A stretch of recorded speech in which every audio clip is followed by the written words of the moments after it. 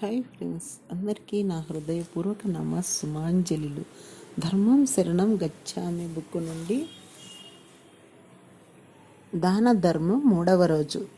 జ్ఞానదానం. సృష్టిలో కోటాను కోట్ల లోకాలు ఉన్నాయి, అలాగే కోటాను కోట్ల జీవరాశులు ఉన్నాయి. కొన్ని మన కంటికి కనపడేవి, కొన్ని కనపడినవి.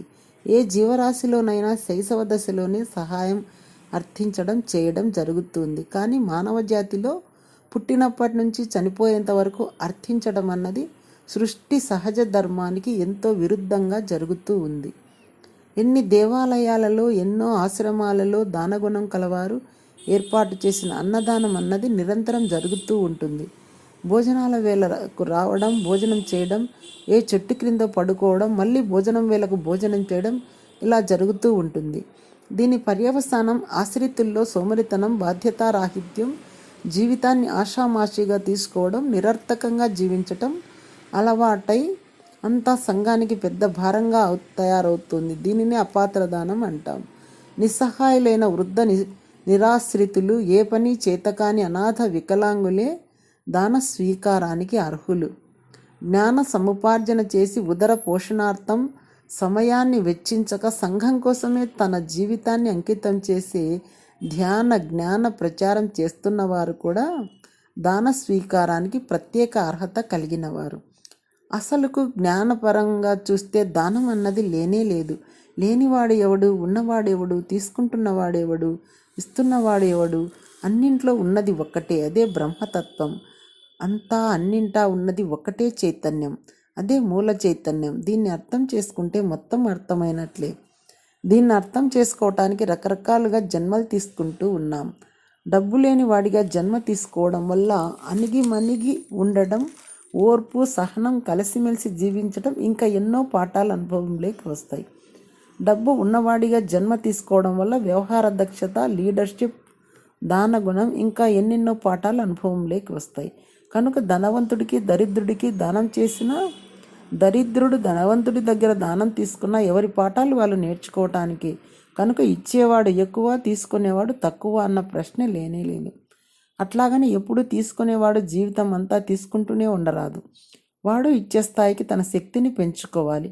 ఇచ్చేవాడు తనకు అవసరమైంది తాను దానంగా పుచ్చుకుంటూ ఉండాలి. ఇక్కడ వీడికి అవసరమైంది ధన ధాన్యాలు కాదు, ధ్యాన జ్ఞానాలు. అప్పుడే ఒకే జన్మలో అన్ని అనుభవాలను పొందిన వారం అవుతాం.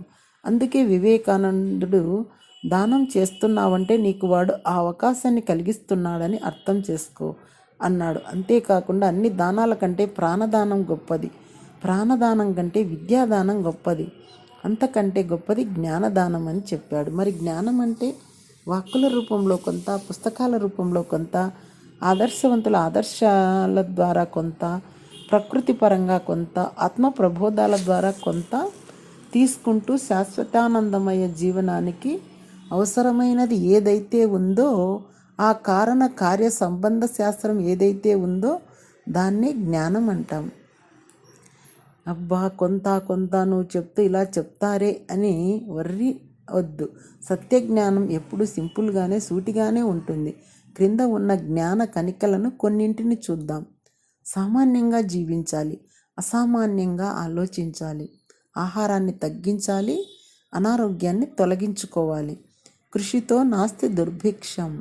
ధనాన్ని సంపాదించాలి, ధనాన్ని ఎప్పటికప్పుడు అందరితో కలిసి అనుభవిస్తూ ఉండాలి. ఎవరి జీవితాలకు వారే యజమానులని గుర్తించాలి. స్వవిషయాల్లో కానీ ఇతరుల విషయాల్లో కానీ ఎప్పుడూ జడ్జిమెంట్కు తావివ్వకుండా ఉండాలి. పిల్లలపై స్వంత అధికారాన్ని, స్వంత భావాల్ని రుద్దకుండా కేవలం సూచనలు ఇస్తూ వాళ్ళ సొంత భవిష్యత్ ప్రణాళికలకు అడ్డుపడకుండా ఉండాలి. సశాస్త్రీయంగా, జాగ్రత్తగా, ఆత్మపరంగానే ఎప్పుడూ మాట్లాడాలి. శాశ్వతం అన్నది లేనే లేదు, మార్పు అన్నదే ఉంది. జ్ఞానాన్ని ఆహ్వానించడమే అజ్ఞానానికి తెరదించడం. నేటి ధ్యానులే రేపటి జ్ఞానులు. ప్రతి సమస్య, ప్రతి కష్టము మరో దృఢత్వానికి దారి తీస్తుంది. నచ్చింది ఏదైనా సరే స్వీకరించడంలోనే గొప్పతనం ఉంది. వచ్చింది ఏదైనా సరే స్వీకరించడంలోనే గొప్పతనం ఉంది. అంతా సమానమే, అన్నీ సమానమే వాటి స్థాయిల్లో. ఇలా చెప్పుకుంటూ పోతే దానం సంగతి మరిచి ధ్యానంలోకి వెళ్తాం. Thank you.